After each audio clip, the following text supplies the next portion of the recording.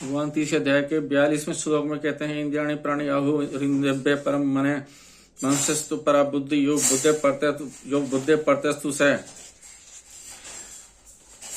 इंद्रियाणि प्राणी आहु शरीर अथवा विषयों से इंद्रियां पर हैं। तात्पर्य यह है कि इंद्रियों द्वारा विषयों का ज्ञान होता है, पर विषयों के द्वारा इंद्रियों का ज्ञान नहीं होता।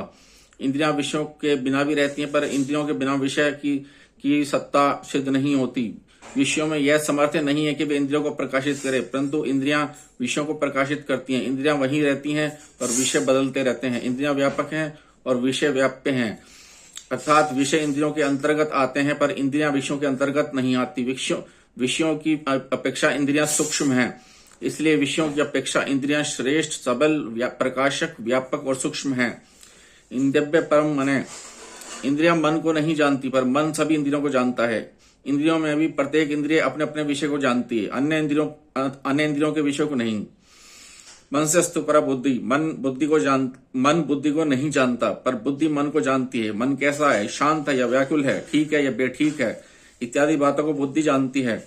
इंद्रियां ठीक काम करती हैं या नहीं, इसको भी बुद्धि जानती है। तात्पर्य है कि बुद्धि मन को तथा उनके संकल्पों को भी जानती है और इंद्रियों को तथा उनके विषयों को भी जानती है। इसलिए इंद्रियों से पर जो मन है, उस मन से भी बुद्धि पर श्रेष्ठ, बलवान, प्रकाशक, व्यापक और सूक्ष्म है। यह बुद्धि परतस्तु है। बुद्धि का स्वामी अहम है, इसलिए कहता है मेरी बुद्धि। बुद्धि करण है और अहम करता है। करण परतंत्र होता है पर कर्ता स्वतंत्र होता है। उस अहम में जो जड़ अंश है उसमें काम रहता है। जड़ अंश से तादात्म्य होने के कारण वह काम स्वरूप चेतन में रहता प्रतीत होता है। वास्तव में अहम में ही काम रहता है, क्योंकि वही भोगों की इच्छा करता है और सुख दुख का भोक्ता बनता है। भोक्ता, भोग और भोग्य, इन तीनों में सजायता है। इनमें सजायता न हो तो भोक्ता में भोग्य की कामना या आकर्षण हो ही नहीं सकता। भोक्तापन का जो प्रकाशक है, जिसके प्रकाश में भोक्ता, भोग और भोग्य तीनों की सिद्धि होती है, उस परम प्रकाशक शुद्ध चेतन में काम नहीं है।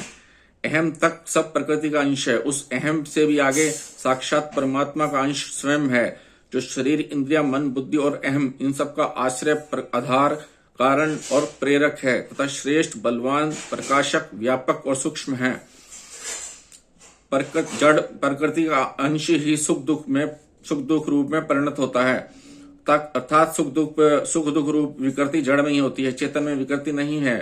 परंतु चेतन विकृति का ज्ञाता है, परंतु जड़ से तादात्म्य होने के कारण सुख दुख का भोक्ता चेतन ही बनता है, अर्थात चेतन ही सुखी दुखी होता है। केवल जड़ में सुखी दुखी होना नहीं बनता। तात्पर्य यह है कि अहम में जो जड़ अंश है उसके साथ तादात्म्य कर लेने से चेतन भी अपने आप को भोगता हूं, मैं भोगता हूं, ऐसा मान लेता है। परमात्म तत्व का साक्षात्कार होते ही रस बुद्धि निवृत्त हो जाती है।